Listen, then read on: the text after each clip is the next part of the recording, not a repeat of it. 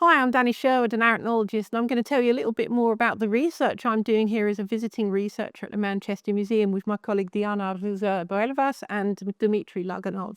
So here's an exciting paper. A lot of my research focuses on tarantulas and trapdoor spiders from around the world, of which I've published many papers. This paper was a collaboration with researchers in Ecuador, in Quito in Ecuador, including Pedro Penherrera Romero, who is a very good mentee of mine and very good student of tarantulas. And we were examining tarantulas from Ecuador and other countries in the area, which including Peru and Colombia. So we were examining this species from Ecuador that Pedro collected, and then we were looking at the other materials. So I was working on material sent to me from the American Museum of Natural History. So again, I travel to museums all around the world to study material, and they also send material over to me on loan for study. And in this material, I found a very interesting spider from Colombia.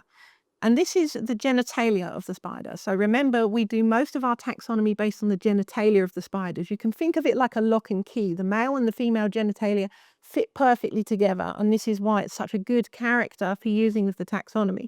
So this particular tarantula from Colombia had a very unique genitalia. So this is the palpal bulb of the male, and this is a scale bar of 1 millimeter. So we're talking about a relatively small structure. Now, here, the embolus, this is the part that goes into the female, is very strange. It goes very thin after this big thick bit back here, and this is quite unique.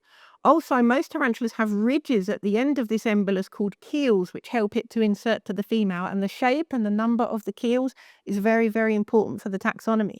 What we found with this particular tarantula is it only has one keel, the one underneath, what we call the apical keel. Usually tarantulas have at least one keel at the top, which we call a prolateral keel. It can be a prolateral superior or a prolateral inferior.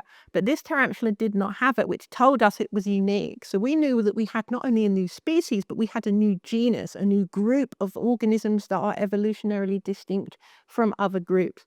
So we named this.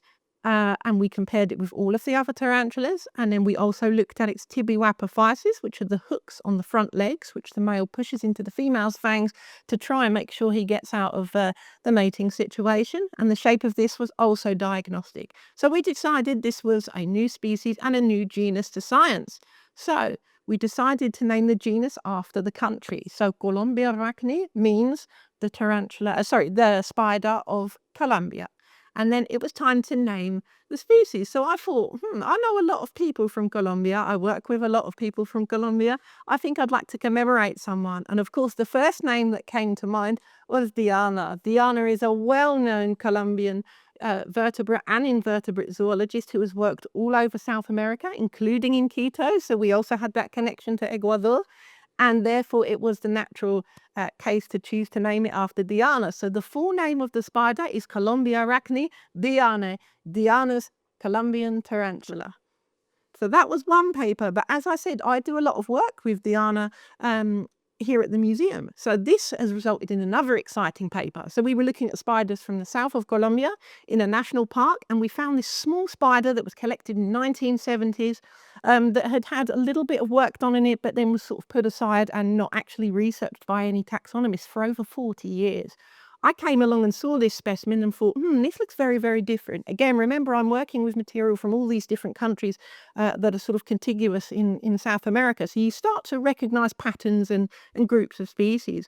And we noticed that this particular spider, which is very small, again, the scale bar here is a millimeter, this spider was very different. When I looked at its genitalia, it was almost like a heart shape, but the bottom of the heart had been pulled down and dragged down. That was the shape of the genitalia. After doing a very specialized dissection and then boiling the genitalia in a type of acid, I was able to see the internal structures, which are usually under all muscle and tissue and all gooey stuff. And through this, I was able to look at the highly complex structures of the copulatory ducts. So all of these little ducts interconnect in a way that eventually the sperm from the male is transferred into the female's spermatheca here. So this is a very complex structure. And this particular complex structure was unlike the structures of other species in the genus Trachelys. So again, we decided to name a new species. So this species we named after the national park that it comes from, Amacayú, Okay, so the material was found in the Parque Nacional Natural Amacayacu, National Park Amacayacu in the Amazon region. It is a very small It is a very small spider. So this is the original tube where this spider is housed here at Manchester Museum.